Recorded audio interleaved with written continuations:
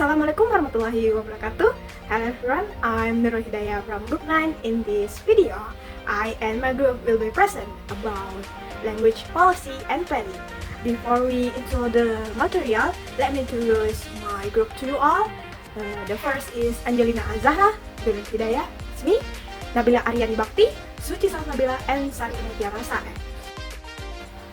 Okay, this is our topic in the material, and the first presenter is Suci Salsabila, the second is Angelina Azahra, the third is Nabila Aryani Bakti, the fourth is Sari Mutiara Sane, and the last is me, Nurul Hidayah. Okay, the first topic, there is a terminology, concept, and development of the field. The first point, there is a types of language planning. There is the intellectual history, particularly the influence of Englishman thinkers, shapes language planning.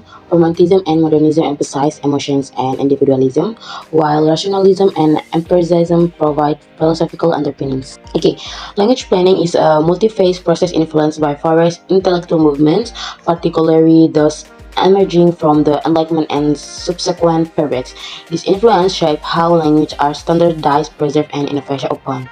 The first one, there is a rationalism. Rationalism emphasizes the use of reason and logical thought as the primary means of understanding and decision making. Influential thinkers like Ernst Descartes and Immanuel Kant laid the groundwork for systematic inquiry. And in language planning, rationalism requires structured methodologies that rely on clear reasoning and logical frameworks. This approach ensures that language policies are based on empirical evidence rather than subjective opinions, promoting consistency and clarity in language use across different contexts. Okay, the next one, there is empiricism. Empiricism focuses on positing that knowledge comes primarily from sensory experience and observation. And philosophers such as Francis Bacon advocate for a methodical approach to knowledge acquisition through experiment and data collection. For the impact in the realm of language planning, empiricism drives the importance of collecting sociolinguistic data to inform policy decisions. This data-driven approach allows planners to understand community needs better and tailor language initiatives accordingly, ensuring that interveners are relevant and effective. Okay, the next one, there is Romanticism. Romanticism emerged in the late 18th century, emphasizing emotions, individualism, and the value of personal experience. It celebrates the uniqueness of human experience and cultural identity. Okay, the second topic is the intellectual history of LPP, traced back to the early modern period influenced by thinkers like Descartes and Locke in the 19th and 20th centuries. Additionally, a global perspective reveals diverse cultural and social approach to language planning over time. Okay, in this topic there is two period about the era of LPP. The first one is Romanticism. In the 18th century era was an intellectual and artistic movement that emerged in Europe toward the end of the 18th century, emphasizing emotion, individualism, and the glorification of nature. It rejected the social conversations of the time, advocating for a more expressive and emotive use of language. Key themes included reverence for nature, the supernatural, and the past, as well as a fascination with the exotic and mysterious.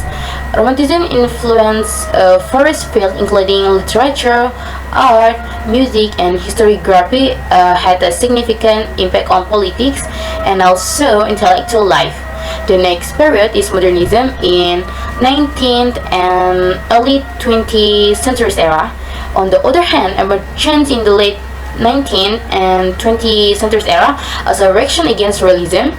It emphasized experimentation, abstractions, and subjective experience, often using fragmented and disjointed language to reflect the chaos and discrimination of modern life. Modernism further pushed the boundary of linguistic primitivism, seeking the complexity capture and alienations of modern life through innovative literary technique. And it was influenced by significant cultural and technological changes, including secularizations, industrializations, and urbanizations, and often reject the Enlightenment concept of rationalism. Okay, The third topic, there is the data and methods. Intellectual historians use historical texts and primary sources, emphasizing contextual analysis and interdisciplinary approaches from fields like philosophy and sociology to understand the evolution of human thought. Okay, intellectual history or the history of ideas is a field dedicated to examine the evolution of human thought through the lens of historical context. This discipline emphasizes contextual analysis, which involves understanding the environment in which ideas were formulated and disseminated. Contextual analysis include textual context, focusing on specific writings, social context, considering social influence, and cultural context, exploring how broader cultural movement shapes ideas. The understanding of context has evolved significantly since the 1970s, with current trends favoring a more expansive view that incorporates cultural history as a critical component. And moreover, intellectual history is inherently interdisciplinary, often intersecting with philosophy, sociology, and other fields to provide a comprehensive understanding of how ideas are formed and transformed over time. Scholars like Quentin Skinner have critiqued traditional methods and isolate ideas from their historical circumstance, advocating for an approach that considers historical actors and their environment. Alright, next, the second topic is about LPP and nationality. Here we discuss how LPP can relevant with nationality in the country. We can see in several countries. The first country is Turkey, the orthography and the purity. Ataturk changed Turkey to the Roman script in 1928 to break from the Islamic path and modernize the country. The language reform aimed to remove Arabic and Persian words, making Turkey pure and focus on national identity. The second country is Soviet Union, the Russification and nationalization. Russification spread Russian across the Soviet Union, forcing local languages to use Cyrillic script and borrow Russian words. After the Soviet Union fell, former republics restored the national languages, but Russian remains important in many regions. The third country is French with its official monolingualism. French only support French as the national language, giving little help to regional or minority languages. Also, French is the main language in schools, and immigrant languages are expected to survive without environment support. The last country is Belgium with its multilingual policy. Belgium is divided between French-speaking Walloons and Dutch-speaking Flemish, with tensions over language dominance. Brussels is officially bilingual but mostly French-speaking. In English is used as a natural language, especially by the Flemish. Okay, the third material is LPP in post and neo-colonial context. In the 20th century, new nation-states formed after the collapse of European and Central Asian empires, but many minorities remained oppressed. In Africa and Asia, post-colonial countries were often multilingual, with European languages like English and French remaining vital for social mobility. Kenya, in 1974, Swahili was made Kenya's second official language for national unity, though most were not fluent. English remained key for social mobility, and mother tongue education was rarely practiced despite its benefits. Hindi was promoted as an official language, alongside English, with the three-language policy in schools. However, issues like Sanskritization and regional disparities created tension. And English remained crucial for the elite, and language planning often catered to the more than the general population. Okay, the next material is LPP in the United States and Canada. The US has no official language, but English dominates. Spanish speakers are projected to make up 25% of the population by 2040. Language policies, including in education and public services, remain contentious, with debates about English-only laws and non-English services. And next is Canada. Canada is constitutionally bilingual.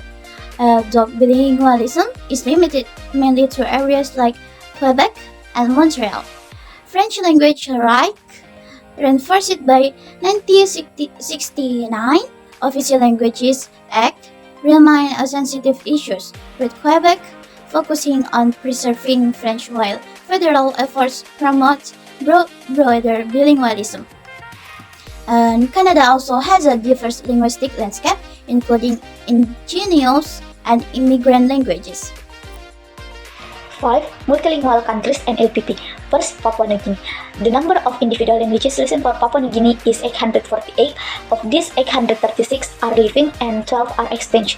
Of the living languages, 61 are institutional, 295 are developing, 340 are vigorous, 104 are in trouble, and 36 are dying. But now Papua New Guinea has 3 official languages, namely Hirimutu, Tokpisin, and English.